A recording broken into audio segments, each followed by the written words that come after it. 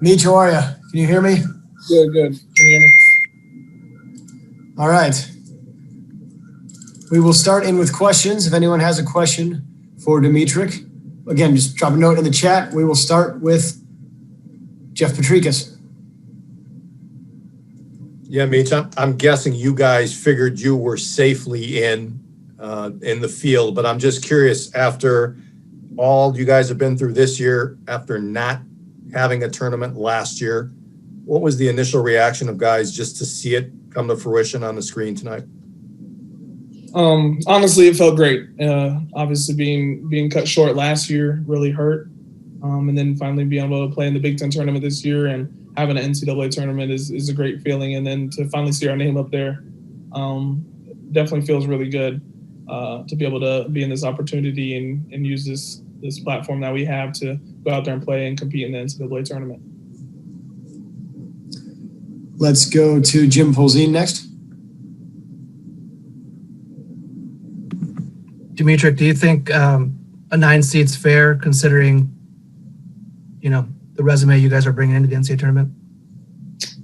It's tough to say. We thought we would get a little bit of a lower seed, but it is what it is. You can't really change that. You can't affect that in any way, but you just got to go out there and play and compete against whoever you're matched up with. And we got North Carolina in the first round, and I know the guys are excited, the coaches are excited, so we're going to go in there playing 100% and playing healthy and playing fast and playing Wisconsin basketball from the jump. So I think we're just excited to be out there and get another opportunity to play in the NCAA tournament. Let's go to Rachel Hotmeyer. Hey, thanks for taking my question. Emotionally, within this locker room, are you guys looking ahead beyond UNC, thinking about the fact that we're in Baylor's presence, or are you really taking this one game at a time? Honestly, taking it one game at a time, that's all you can really do. Obviously, in this situation, every team's going to be good. Every team's going to be really good at this point, the last 68 teams playing. So you can't really look forward to anybody. You can't look to other matchups because you'll miss the one that's in front of you. So we got to take it one game at a time, one practice at a time, and practice and play like it's your last game, because it honestly could be. So we're not looking ahead to Baylor or whoever we could get, but we're focused on North Carolina. Darius? Hey, D'Mitrik, I was wondering, following up on the first question you were asked, kind of what was it like with you guys as teammates over the last couple of days where you didn't have any games to play, just thinking we're at the tournament when we didn't have this last year and just trying to make the most of it? Yeah, that's kind of been our mindset even into the Big Ten tournament. We were cut short last year, and we were playing really well at the end of last year, and we knew that we would come in with a lot of energy even into the Big Ten tournament. So we're definitely excited to be in this opportunity, and the last few days have been pretty good with the guys, honestly. We've been hanging out in the hotel, walking around, and obviously now that the NCAA tournament has started, we got to kind of quarantine and shut that down for a day or two, a couple of days, and be careful with who we're around. But the overall energy has been really good. We're just excited to be in this opportunity and have a chance to play in the NCAA tournament. Let's go to Matt LePay. Yeah, Meech, I get the impression there's a feeling in your locker room that you guys are playing better. I know the results haven't always been what you wanted, but where do you think you guys have been better here these last 3 or 4 games from maybe where you were before that? Honestly, in all areas of the game, I think defensively we've stepped it up in a lot of categories and gotten stops when we needed it. Offensive numbers have jumped through different players at different times, and the overall camaraderie of the team, I think, has been at an all-time high for this season, and I think that's going to carry us in these next few games that we got, and hopefully we can take it on to Friday and move it on to Sunday and continue to play. But playing from one another has definitely been one of our strengths in the last couple weeks. This meeting is being recorded. Forgot to do that. Sorry about that. Let's move on. Let's move on to Jim Polzin with a follow-up. D'Mitrik, I don't know how much you've seen this particular North Carolina team, but that's a program that their identity doesn't change a ton from year to year. What do you think of when you think of North Carolina? Obviously, they're always a really talented and long athletic team. I haven't got a chance to watch a lot of them. I've watched a few different games when they played Iowa earlier in the year. I've seen them play a couple other games throughout the year, but just bits and pieces. But we always know that they play fast, they long and athletic, and they rebound the ball really well. But I know the coaches will do a great job of scouting them well, and I'm going to watch film myself. I know my dad's going to be on top of things like that. He's already talked about sending me videos, and before I got on the Zoom, he was already talking about what their tendencies are and what they like to do. So I'm excited. I think the team's excited, and the coaches are definitely going to have the game plan set for us. Let's go to Jesse Temple next. D'Mitrik, this team started the season with pretty high expectations. How challenging has it been to go through this grind to try to put together more consistency? Do you think that has maybe helped you now that you're in the NCAA tournament to go through all that? Yeah, definitely. I think it's just build our character as a team and as a whole.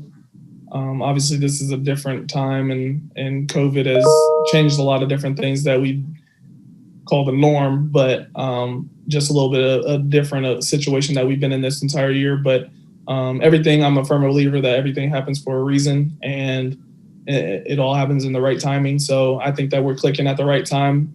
We just are right there with a lot of these top tier teams. And if we can click on all cylinders for 40 minutes, I think that we're going to be really tough to beat no matter who we're playing.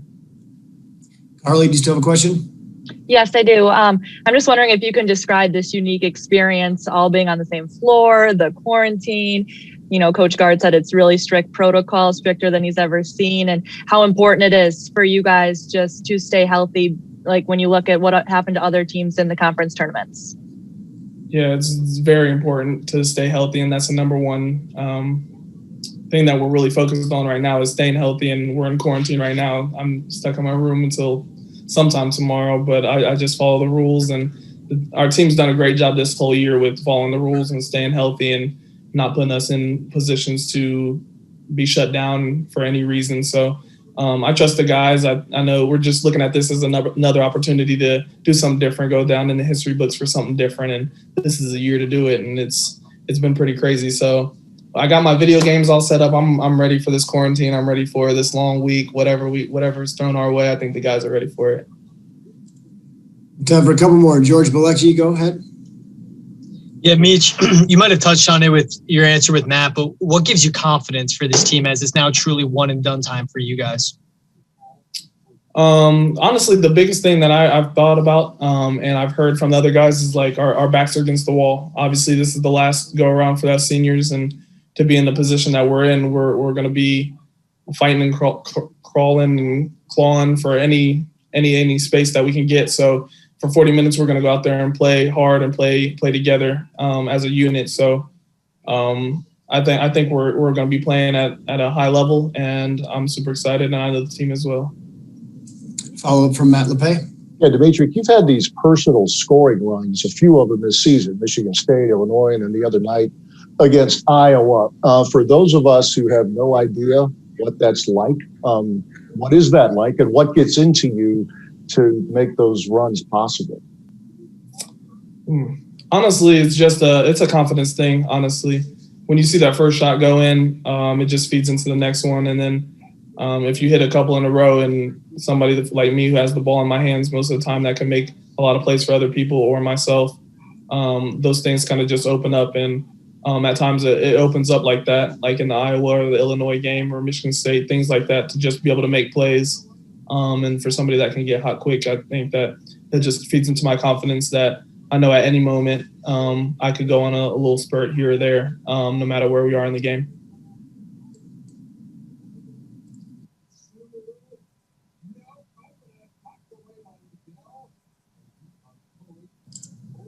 Jim, do you still have a follow-up?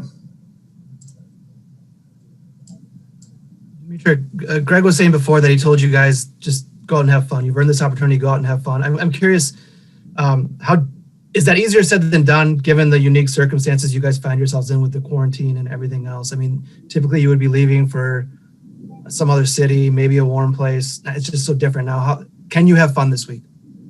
Definitely. Like I said, everything happens for a reason, and I think that we're put in this position for a reason, and we're just fortunate to play. And everything was cut short last year, so we could be in the same situation as we were last year. So we're just fortunate to play.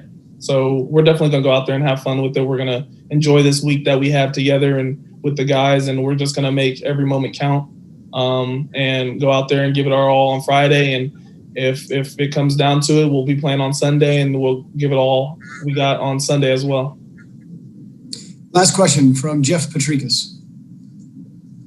Mitch, I know you said you've just seen North Carolina a couple times, but they average about 16 offensive rebounds per game. They really hit the glass.